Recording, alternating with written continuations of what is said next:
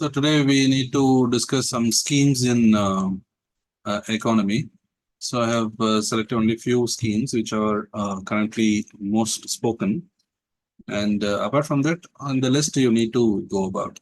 Say in general in the schemes, so how you need to move on. So the first thing is the year of launch, right?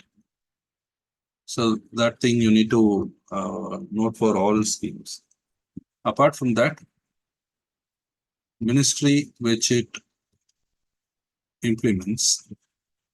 The third one, beneficiaries. Is there any conditions and so on? The aims and objectives, what the scheme has. Okay. And in case of any targets, measurable targets, what they have. Okay. And any unique aspects, if the scheme has, like institutions or any global or any other funding, okay, aspects. Then whether it is going to be central sector scheme or centrally sponsored scheme. Okay, so what is the ratio in which it is being provided in case of the centrally sponsored? And the last one, you need to know about the new updations, what the scheme has. Originally, the scheme would have been with some other provisions. Now the scheme would have been upgraded with some other provisions. Okay, so some would have been altered, some would have been included. So many such factors will be there. So this is generally what we have in this particular aspect. Okay, so whenever you see a scheme or a project which is launched, so all these are notable areas in which it is. So year of launch, ministry, beneficiaries, aims and targets, unique aspects, institutions of fundings, or any other special steps taken up, or technologies utilization.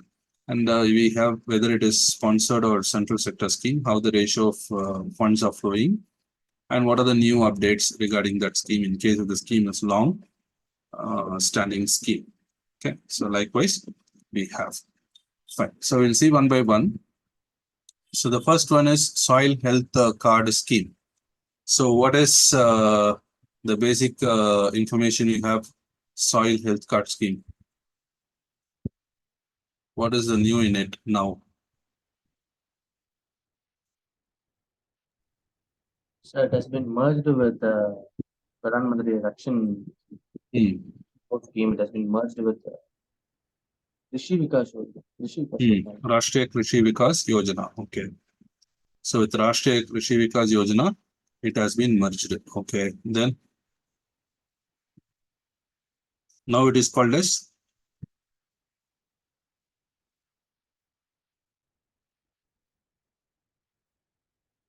so under this Rashtriya Krishi Vikas Yojana,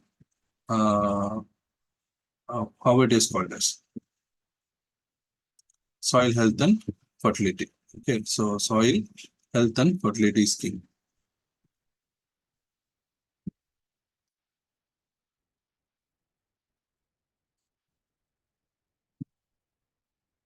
So this scheme is launched by which ministry? Soil, Environment and Forest. Environment and Forest. Soil. So it is Ministry of Agriculture and Farmers Welfare. Oh. Yeah, Ministry of Agriculture and Farmers Welfare. So this ministry has launched it, and this particular ministry come up with this particular scheme. Okay. When it was launched, it was in 2014-15. So almost 10 years done. So it can be asked. So what they do in this particular scheme? And what is the new thing which has been added now this year? Sir, it tests the soil nutrient status based on 12 parameters. Oh, okay. Then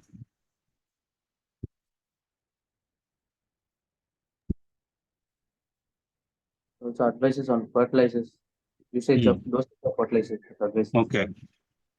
So it will indicate soil nutrition. It will indicate what nutrition it has to be added, micronutrients, macronutrients. Okay. At what level they are measuring this soil fertility? State level. Hmm? State governments actually go on central. At the village level, right? So at the village level, the soil testing is done. Okay, village level, the soil testing is done. Okay, we have the agriculture officers who involved in issuing this certificate. Okay. Now, what is the new addition?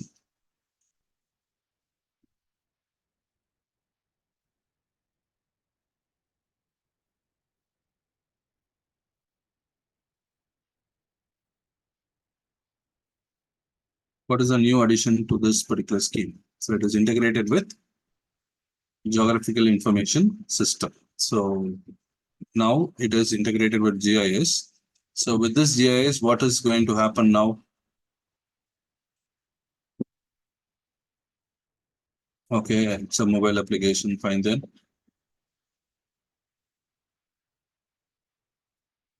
So satellite imaging can happen. Okay, geotagging can happen. Okay, in which place we have issued the soil mapping, soil data, everything can be done. Apart from that, we have also issued, apart from GIS, what are all the other things that have been coming in? So village level soil testing labs, village level soil testing labs are coming in. Okay, village level soil testing labs are coming in from 2023. These are certain new developments what we have in this regard. Okay. So in this GIS, what they try to do is the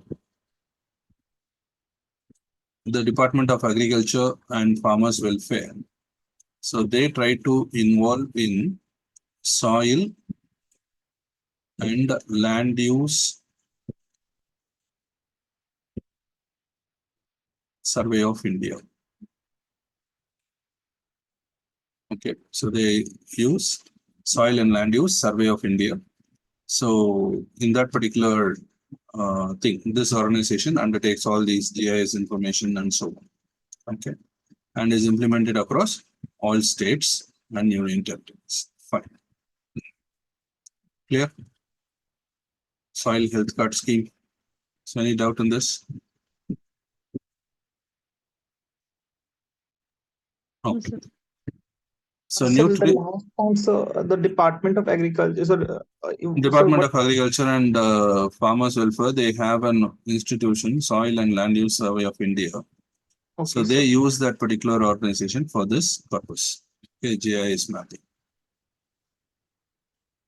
Okay, fine. And similarly, you try to understand the 12 parameters, what they have, and especially what are the macronutrients they identify, especially NPK, and what are the micronutrients they come in with, like boron. Okay, so likewise, zinc, boron, and other aspects. So try pH. to have a pH level. So try to have all these aspects. Okay, and subsidies, they don't provide subsidies in this scheme, but the idea is that when you know the soil, automatically this card is provided, and based on this card, you have nutrient-based subsidy schemes, you have urea schemes and all, right? So you can understand what are all the levels of fertilizer you can use. So they will give the measurements also. So in that way, say for example, your soil has more calcium, phosphorus, and say potassium. So you need only nitrogen and nitrogen content which is to be improved. So you need to spend only on nitrogen fuel rather than other nutrient other than potassium or phosphorus. Understood? So likewise, they will try to provide you certain information. Okay, there is no financial assistance or any specific subsidies provided under this scheme. Okay.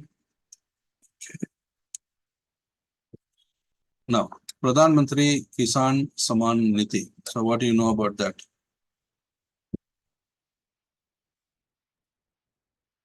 So 2,000 rupees for 3 installment.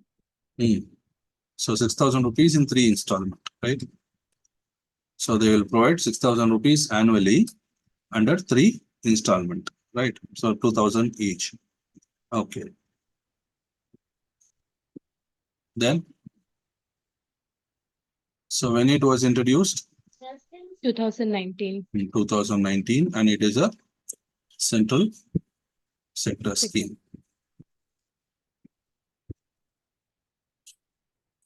Soil health card, what is a scheme? Whether it is central or sponsored? Sponsored. Sponsored. Yes, sir.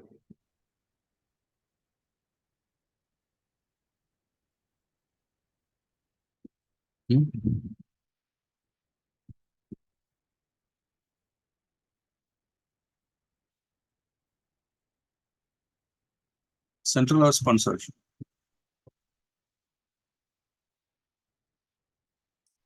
Soil health card scheme.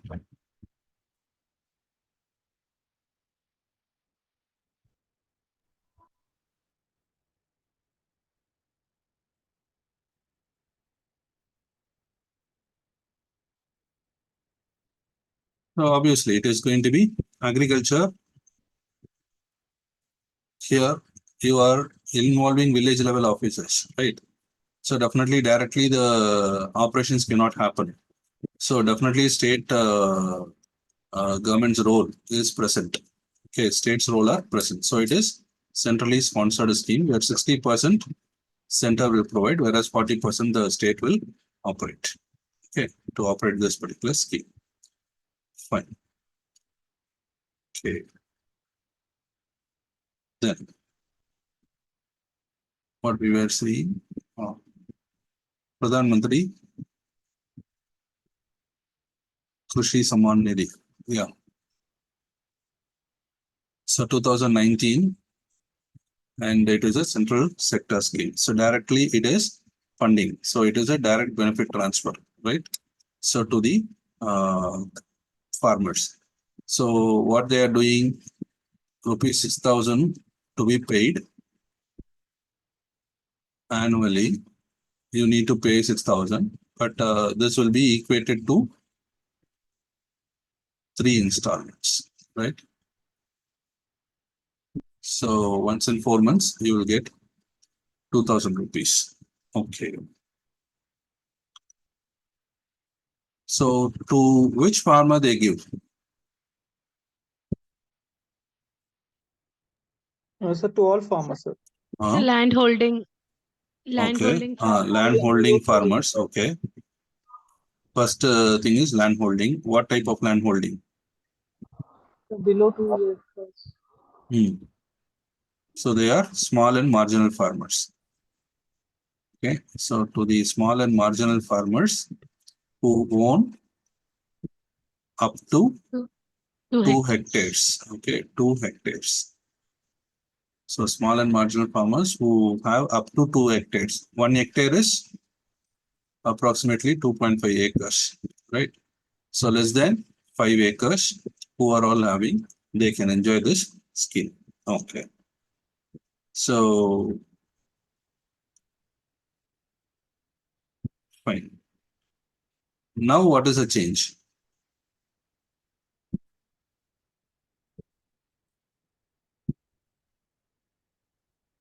Now what is the change?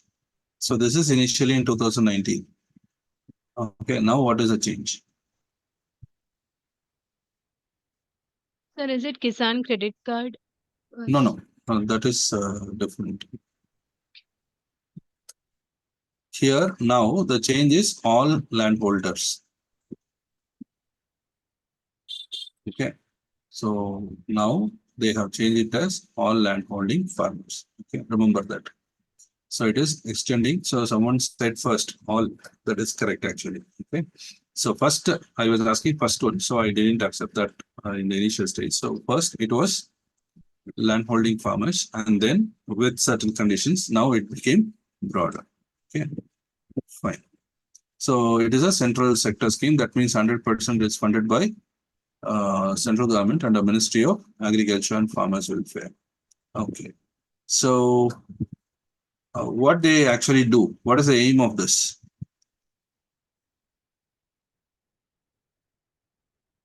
So basically, like before the cropping season starts, they give the money so that they can buy the seeds and also. So end of cropping season, they will provide it. So automatically they will go on for other in the subsequent start of the new season, they will start with that particular money. Okay. Institutional landholders means those who have been registered. Okay. So registered landholding farmers. That is those who have the farmer's ID card. So that is institutionalized farmer, landholding farmers. Okay. Fine. So whether there is verification for them? Yes, sir. So what they do? So the state government or the UT administration have to identify. And there are some exclusion also. For example, institutional landholders. And somebody who's getting pension more than 10,000 rupees a month. Engineer, doctors, lawyers, MLAs. So basically it is BPL likewise, right? Yeah. So kind of, okay, tax assessees will not happen. Okay. And then actually the physical verification will be happening, okay, every year, but for approximately 5% of the beneficiaries. Okay. So 5% of the beneficiaries have to happen. So that will be random. So randomly they will choose and they will get verified. Right. So, sir, everyone will get benefit under the scheme? Not everyone. Landholding and that too, say the conditions are there. Say though they call it as all landholding farmers, there are certain conditions. Now the primary condition at that time was only those who had less than 2 acres. I mean 2 hectares. Whereas now that condition has been removed. So all farmers can come in, but in that particular all, you have certain conditions. Okay.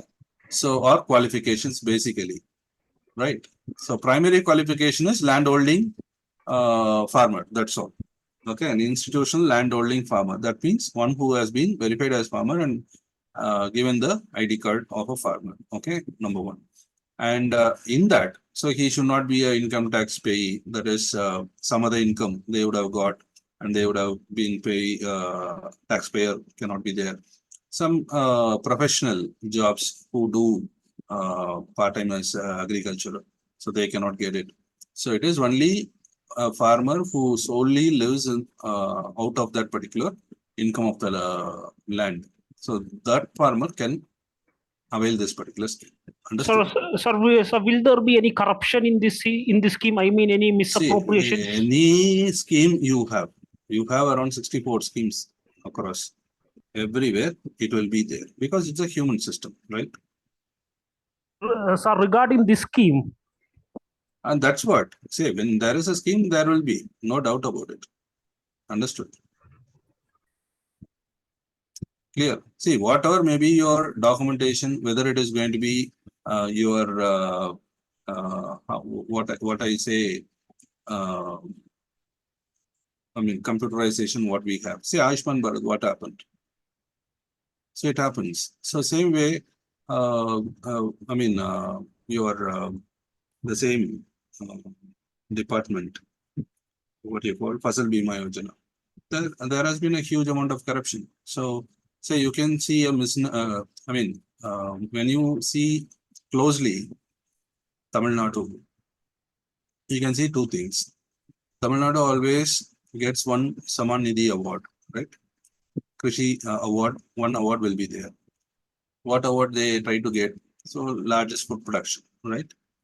On the other hand, when you see Fasal Bima Yojana, in that Fasal Bima Yojana beneficiaries, what is Fasal Bima Yojana? That means you have loss in agriculture due to weather, inclement weather, right? So in that also it tops. So it's something fishy, right? A state which has very high weather disaster related to agriculture, same state also has high amount of crop production. Okay, same year. That means what? Say here production you are getting it physically verified, whereas here it may not be, and that is the reason why they checked it and they found it. Many non-farmers and others, they were logged in, so they were put in various levels of entries, and it has been appropriated. So they identified and arrested these people. It was identified from the state agriculture department that many people have been involved in this particular scam. Got it? So it can be possible in any level, whatever may be the what do you call the DBT or whatever it is. So possibility of things can be easy, right? Because at the end of the day, who is going to identify oneself as a farmer? That's a question. So somewhere you try to have one verification, right? So when that particular person approves it, you directly get into this particular system. If I even have a land, but I may not be a direct beneficiary. But in case if I'm approved, automatically I'm going to get it, unless or otherwise that 5% beneficiary who is going to be there and one who comes in, if I bribe them, I can still continue. Understood? Simple. So that is where the problem happens. So corruption, you can see, that's why you can't eradicate corruption. Rather, we minimize. So how we minimize? Say, if it is not computerized, think the massive scam which is going to happen. Clear. But now you reduce it to a few areas, a few limited aspect. Why? Because we try to have a fundamental logic that we try to minimize that particular amount, or what do you call the level of scam, what it can happen, right? Tampering of system, what it can happen. And even if it happens, we can easily trap them at least in a given period of time. Okay, even in, not immediately, down the line we can do it. Clear? That's the idea. Okay. Understood.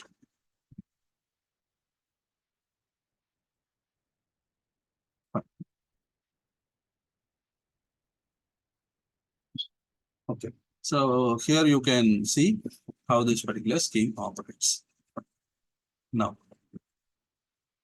AGNI AYUSH scheme or initiative. What does what we do in this particular scheme?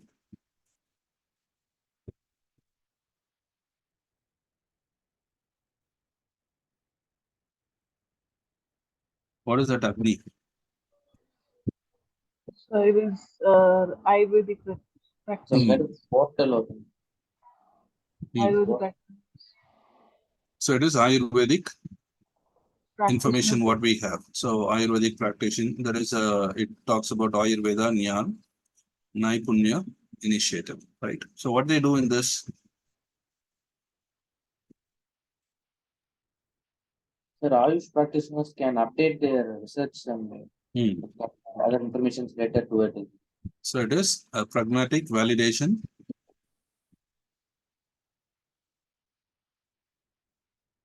of Ayurvedic practitioners, right?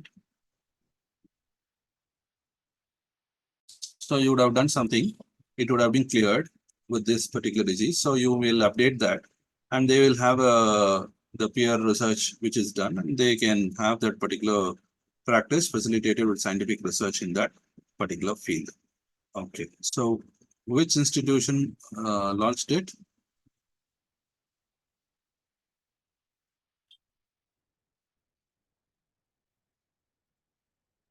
So what is it? Central Council for Research in Ayurvedic Sciences. Okay, Central Council for Research in Ayurvedic Sciences. So under Ministry of AYUSH has done this particular project or initiative. Okay. So this is one important thing. And we have another institution associated with this, National Commission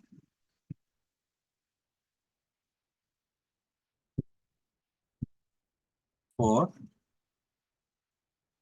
Indian System of Medicine, right? So National Commission for Indian System of Medicine. Fine. So both of them are involved in this particular thing. Okay. Fine. So what is the major benefit out of this?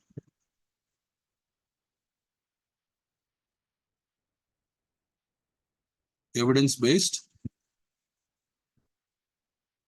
practice. Okay. So evidence-based practice is the major advantage of this particular initiative. So it is a database also, and in long term, we can get a good database in this regard. Clear? Okay.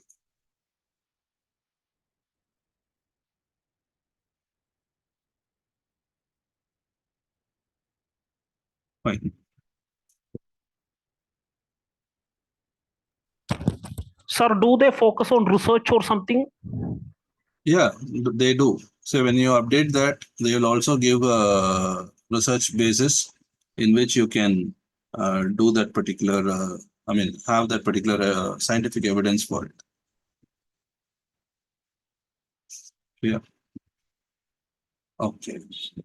So the next scheme is Nikshay Poshan Yojana. Okay. So we have seen Poshan also yesterday. So what is Nikshay Poshan Yojana? It's a financial incentive for TB patients.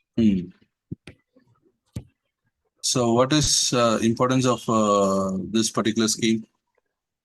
Its main aim for the free from Why the scheme gets important? Sir, they provide 3,000 for TB patients for nutritious food. Okay. And Why that particular thing is important? So we have like targeted to like eradicate food TB and supplement. all in Ah. certain duration. Yeah, please. So like we have a target by some 2025 that we will like remove TB from Eradicate India. TB. Okay. So for that particular important target, we need this particular scheme. Okay, Nikshay Poshan Abhiyan launched in 2018 and updated in 2021. And it was launched by which ministry? Health and Family Welfare. Health and Family Welfare. Okay, Ministry of Health and Family Welfare. And here we have DBT, right? So DBT, direct benefit transfer. So how much you did? Monthly we will give, right? So monthly 500 rupees. Okay, monthly 500 we will have a DBT. Okay, so per year we have around 6,000 rupees which is provided. Sir, no, sir, they'll provide for 6 months because that treatment will be for 6 months and they provide 3,000 at a time for 6 months, sir. They don't for monthly basis they'll give 500. 500 At a time 3,000. That's it. Okay, fine. So Sir, this, is it sufficient for a person suffering from TB? I mean, is this amount sufficient for? see, it is only for nutritional, right? Because the treatment anyway it is going to be provided at the government hospital. Sir, It's already under. Sir, still is it enough? See, it is a nutrient supplement. Already you will have some income for your food, right? Say this is for nutritional benefit. That's all. 500 rupees basic nutrition what they can have. Yes, I think at least it is addressing that new additional nutritional facility, right? Medication will be from government itself, no, sir. Yeah. Medication will be done by the government itself. That kit will be given by the government itself, and you will be allotted that particular medicinal things, everything. So here, say one of the main cause of TB is nutritional deficiency, right? So to enhance that nutritional content in our body, we try to assist them with finance. Say 500 rupees per month. Basic nutrient values in your what do you call these supplements we can. So already we give it for pregnant women and so on. So same amount we give, and we find them nutritionally they are sufficient. See, generally what happens is that when you compare nutrition, we try to compare it with nutrition what we have in general, okay, which is something which is elite and elevated. So actually speaking, we can have a very good nutritional supplements with a low cost thing itself. Clear? So, but unfortunately, we don't have it. So when you see the schemes for pregnant women, when they go for vitamin supplements, say simple, vitamin supplements are immediately what you will take. You go for oranges, you go for hi-fi fruits, right? But simple in pregnant women, they'll suggest you lemon juice, right? So, or gooseberry, that is your amla. So, which is one of the easiest supplements which we can give, say guava. So another easy supplement which you can give with for micronutrients. So there are very good low cost supplements which we can have, and that is considered. And even when you see the suggestion charts, you can have in this particular way. Clear? So on that basis only they try to provide. So we cannot compare that what we can have. Say I'm going to have dragon fruit for these set of what you call vitamins. So it's not required. So rather you can have a different fruit which is even more better. Say guava is a most consumed fruit in India, especially, or sold fruit in India with when considered to be street vendors. Okay, vendorship wise, guavas are the most sold fruit. And you can see such a huge amount of supplements, nutrient supplements which you have in guava, which are relatively cheaper when you have, you can grow it in your home. So there are many fruits which they suggest from the government, which either you can grow it on your own or you get it at a cheaper cost. Clear? So they don't go for hi-fi suggestion because it is not accessible to major people, right? So that's the idea how they have it. So papaya, likewise. Clear? So that is the idea.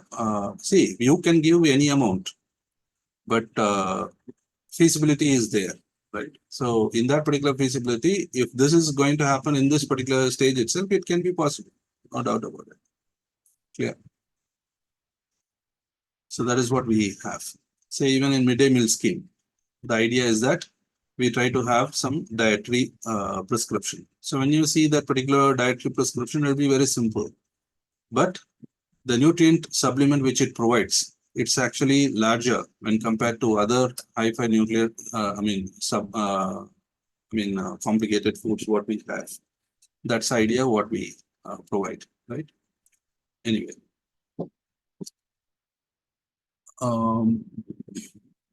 Fine. So this is a important scheme because we need to achieve that target by 2025 in India, eradicating TB. Okay. So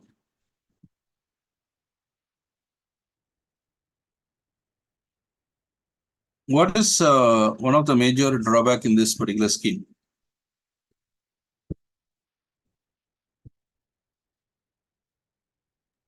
So lacking of data. Lacking of Data. Proper. data. Okay, fine then. See, mostly these schemes are largely operating only for those TB patients who are resistant to TB drugs. Okay. So drug-resistant TB or multi-drug resistant TB. So for those only these schemes are largely targeting, not in the overall bracket what we have.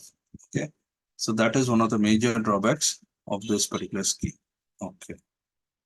Fine. So also try to get other strategies what we have in this particular area with respect I to. didn't understand drawback, sir. Can you repeat? Say drawback is only limited to the scheme is limited largely targeting those TB patients with multi-drug resistant TB or drug resistant TB.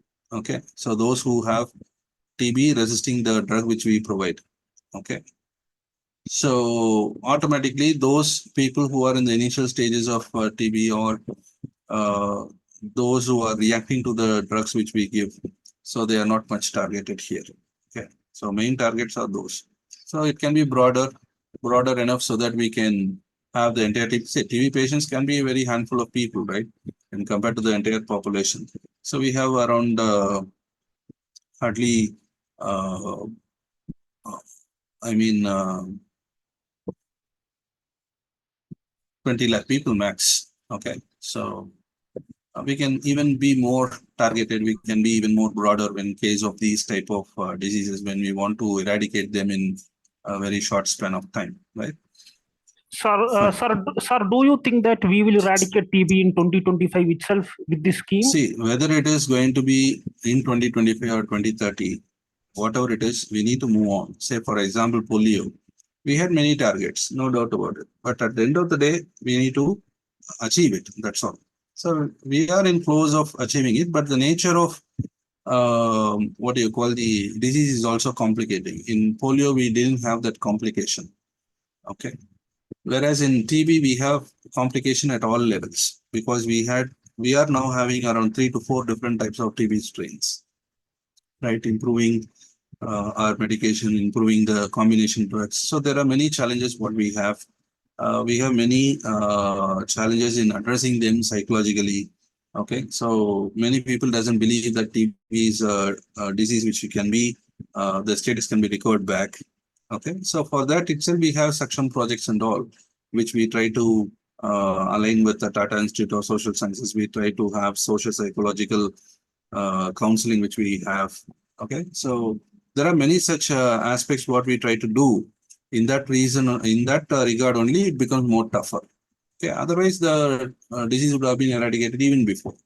Okay, so say all targets are done. So it doesn't mean that we need to achieve only on in that stipulated time. It can be even getting complicated because of say COVID. We have missed many such initiatives because in that particular 2 years we didn't target any other diseases like TB itself, right? Because we were completely engrossed. The entire public machinery was engrossed in controlling and containing COVID. So that 2 years, what you'll do?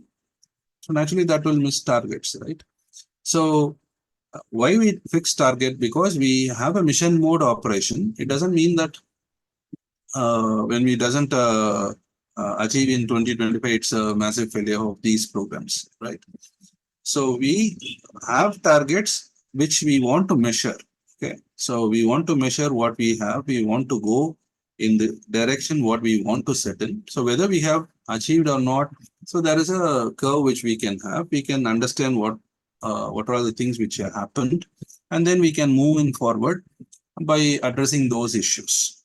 Okay, so that is a basic. So the target is eradication, not in which year you are going to get it eradicated. The idea is as quick as possible. Even if tomorrow, if it is going to happen, yes, it's acceptable. We can do it. So, and we will welcome that. So if it is not going to achieve in 2025, but it's going to be achieved in 2030, that also it is welcomeable because anyway, we are going to eradicate.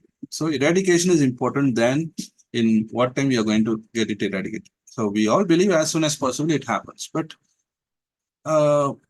we had the target in 2020. Yes, 2025 we will get it eradicated. I mean, in 2015 and all, when they had that particular conference and all, we said before 5 years we'll do it. But who knows? Corona will attack, right? So we missed 2.5 years. So we need to regain. At that time, many TB patients would have died. Many TB patients, the spread of TB would have been increased. Okay, so there would have been many complications. Okay, so in that particular way, this is how it has to be. Okay, so these are certain basic things what we have. So with all, there will be many limitations. Within that limitations, we need to work. So we need to move forward. Say polio, we thought elimination is possible, but all of a sudden there was a major hike in the incidence of polio, and then we took it again in mission mode. So we did it and we got it eradicated. Okay. So there are many such issues what we have. and we need to come out of many such barriers. Okay. Anyway, so also talk about, read about the TB vaccines. Recently, we had few vaccines coming in, and apart from that, we also had medication. So recent medications, try to have an idea upon them. Okay, so related to TB and general idea on TB and efforts of India, like national strategy for TB eradication and the clinical trials what we had, and like suction project which we mentioned now. Okay, and apart from that, the global fund to stop TB and WHO's TB report. So likewise, there are many such informations available, so you can target that. So which area in India has the highest incidence of TB?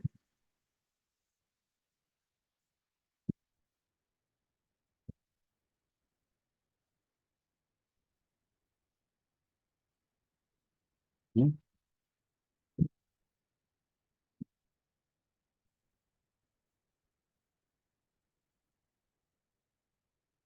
Which place? So it is Delhi. Okay, so Delhi has highest incidence of TB. Okay, so TB cases. So remember that, and almost and that too the DBT. So it's not properly targeting these people. So we couldn't transfer it properly because the identification data, as you mentioned. So these are some instances. And similarly, in northern India, we have some areas which are highly infected, like Punjab. And similarly, we have Jharkhand, uh, Bihar, Maharashtra, okay, Rajasthan, Uttar Pradesh. Okay, these are some of the areas which are largely affected by TB. And in Northeast, we have Manipur and Meghalaya. Okay, so these are the two important states which have very high incidence of TB in Northeast. Okay, so the belt, you can see UP, Bihar, Jharkhand, so that region, along with Rajasthan, Punjab, and Maharashtra. So highly densely populated region. So illiteracy level is also high. So we need to uh, get into the socio-psychological counseling. So human barrier itself is a very high issue there. Yeah. Okay, fine. So then what is PRAYAS scheme?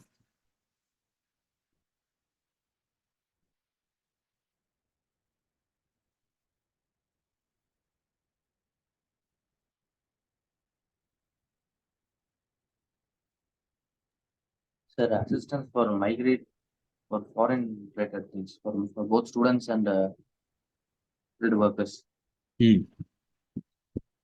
Assistance related to for their migration.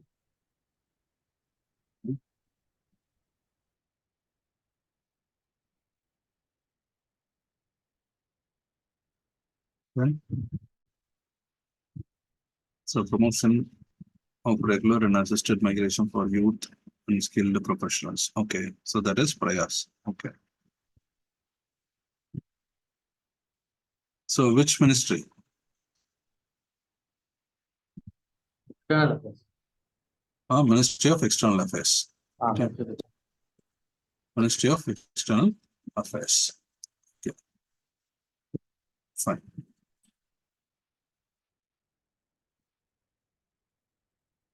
So which organization has launched it? International Organization for Migration. International Organization for Migration. Okay. So along with Ministry of External Affairs, it has launched this particular initiative. Okay. So what are the major objectives of this?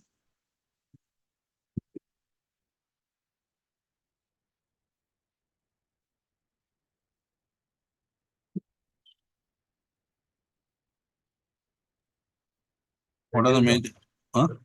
Reduce migration. Reduce migration. Really? To increase it in sense. To know the reason. what are the migration recent trends in migration? Why they migrate? Okay. Like increase it. The Increased safe migration, safe Okay. migration. There is nothing called as increase or decrease migration. Safe So we migration. need to have safe and orderly migration. Okay. Orderly. So we need to have some order placed in migration. We need to have some regularity placed, legality placed. So basically safe migration. Remember that. Okay. Safe migration. It's not about increase or decrease of migration. Okay. So especially the professionals, students. Okay. So they say youth and skilled professionals, right? In the migration. So remember that word and you try to accordingly you fix the options.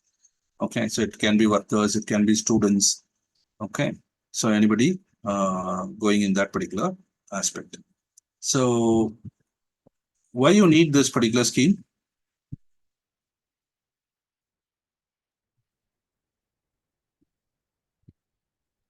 So that the people who are migrating can have a easy process, and they are also given orientation and training so that they can accommodate well.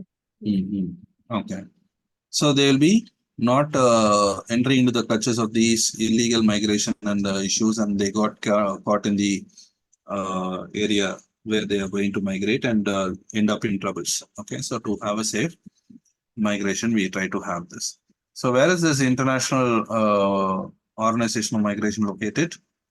So it is in Switzerland. Switzerland. Okay, Switzerland, and it's going to be a UN agency. Okay, so it is a UN agency. Remember that.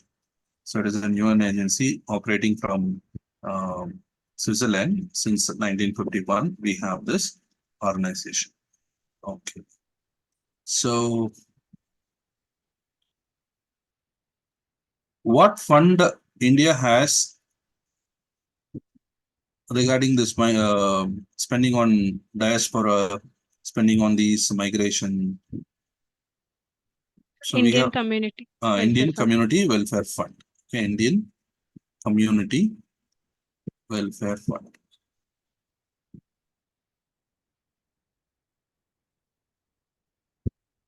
Okay. And specifically, we also have a Know India program, Madad portal. So all these are related to these diaspora. And we know that India has a very vast diaspora, right? 32 million population is outside India. And you know, India is also the world's top remittance. Okay, India's remittance is the world's top remittance. Okay, so naturally, we need to give some importance to safe migration and orderly migration. Okay, so that is one of the important reasons why we have launched this particular program with the assistance of this international organization. So apart from that,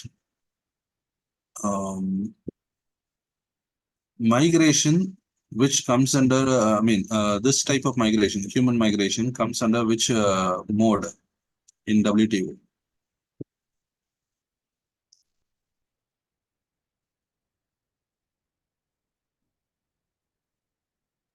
The circular. Huh? Circular migration. There are 4 modes of migration, right? Modes of services, right? In WTO. Have you heard modes of services? So this is important because we have signed the GATS. Though India didn't agree for some parts, GATS have been signed by some group of countries. General Agreement on Trade and Services.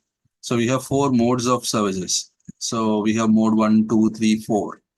So in which one we have the migration comes in?